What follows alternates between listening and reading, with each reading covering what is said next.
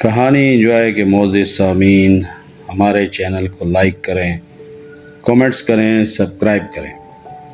براری موت کیس، یا یوں کہہ لیں براری موت کہانی، ایک پرسرار اور دل ہلا دینے والی اجتماعی خودکشی۔ براری موت کیس جو جولائی 2018 میں بھارت کے دارالحکومت دہلی کے براری علاقے میں پیش آیا، ایک ایسا خوفناک واقعہ جس نے نہ صرف بھارت بلکہ پوری دنیا کو ہلا کر رکھ دیا۔ اس کیس میں چنداوٹ خاندان جیسے، جنہیں بھائیا خاندان بھی کہا جاتا ہے، کہ 11 افراد کی لاشیں ان کے گھر میں انتہائی مشکوک اور خوفناک حالت میں پائی گئیں۔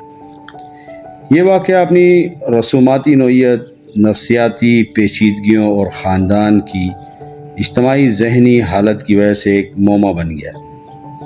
اس کہانی میں جو معاملات ہیں وہ ہم آپ کے سامنے رکھتے ہیں۔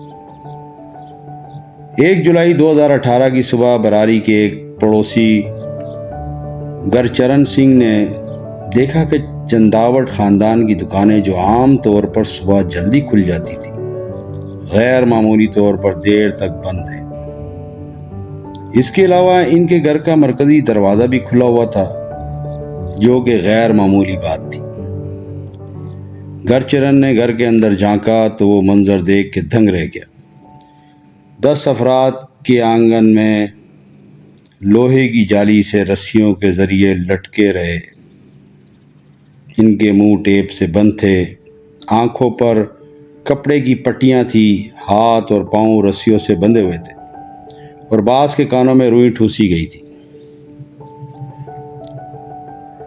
ان میں مرنے والوں میں نارائن دیوی، جو 80 سالہ خاتون تھی اور خاندان کی سربراہ تھی، اس کی لاش گھر کے ایک دوسرے کمرے میں پائی گئی، جن کا گلا دبایا گیا تھا۔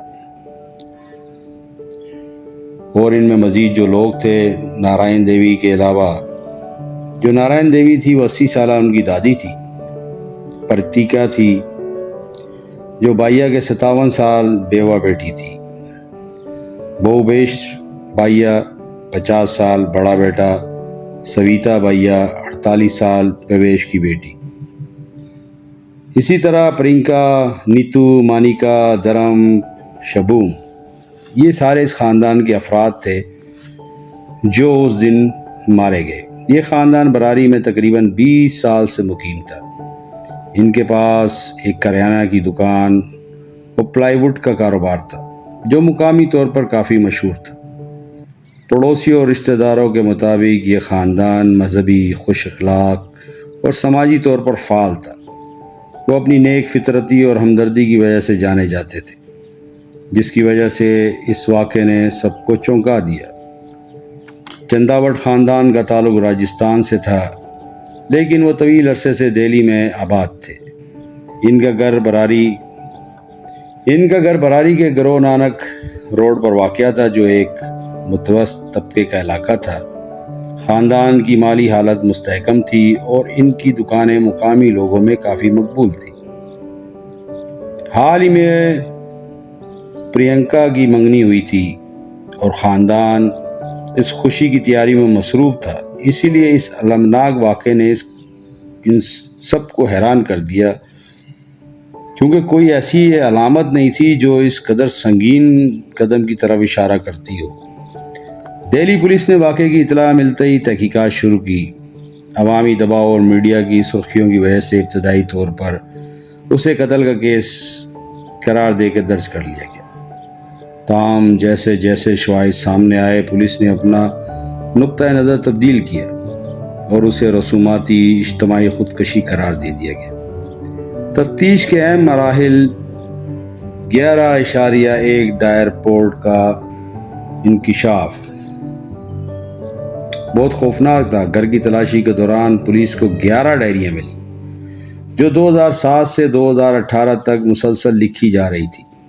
یہ ڈائریاں خاندان کے ایک فرد للت بھائیا کی تھی۔ للت بھائیا کے ہاتھ سے لکھی گئی ان ڈائریوں میں بڑا گن چکر مسئلہ تھا۔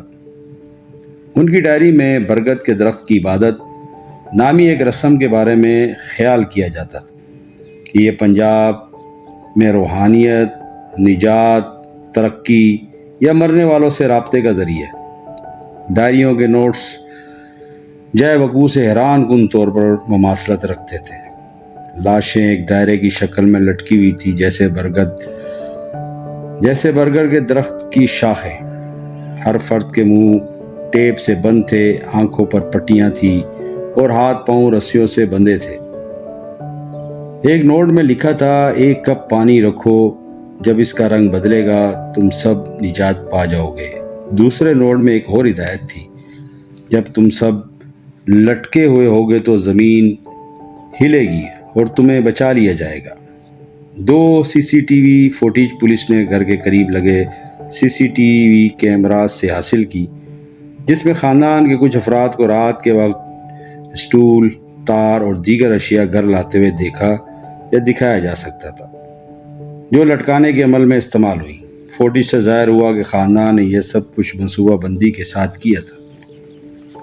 خیر، کافی دہشت ناک معاملہ تھا۔ ایک ہی گھر کے جب 11 افراد پھانسی پہ ٹنگے ہوں تو یہ معاملہ بہت خطرناک ہوتا ہے۔ پوسٹ مارٹم رپورٹ سے تصدیق ہوئی کہ 10 افراد کی موت لٹکنے سے ہوئی، جبکہ نارائن دیوی کی موت گلا دبانے سے ہوئی۔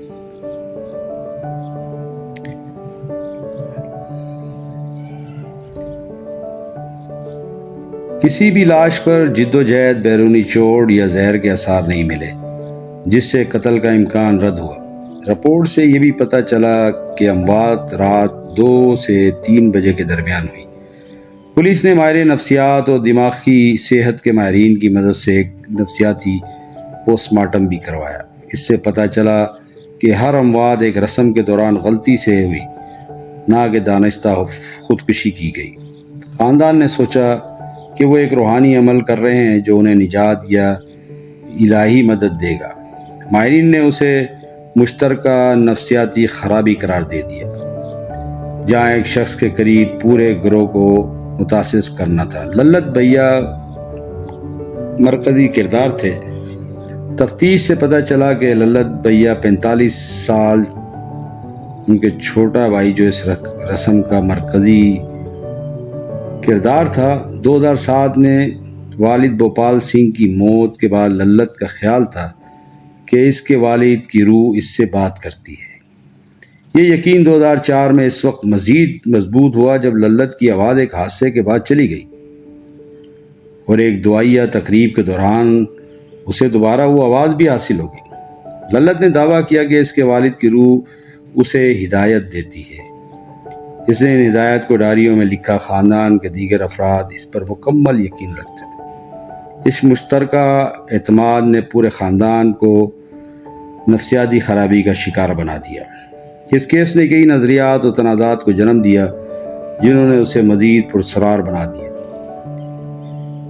یہ کیس بھارت میں ذہنی صحت کے مسائل پر بات چیت کو بھی اجاگر کرتا ہے۔ بھارت میں نفسیاتی بیماریوں کو اکثر نظر انداز کیا جاتا ہے، اور اس کیس نے ظاہر کیا کہ اس بیماریوں کا بر وقت علاج نہ ہونے سے کتنے سنگین نتائج سامنے آ سکتے ہیں۔ ماہرین نے تجویز کیا کہ اگر للت کی ذہنی حالت کو پہلے تشخیص کر لیا جاتا تو شاید یہ سانحہ ٹل جاتا۔ 2018 کے بعد آج بھی براری خاندان کے اس گھر میں کسی کی جانے کی ہمت نہیں۔ وہاں ایک خوفناک سناٹا ہے اور وہاں بے شمار عجیب و غریب حالات ہیں۔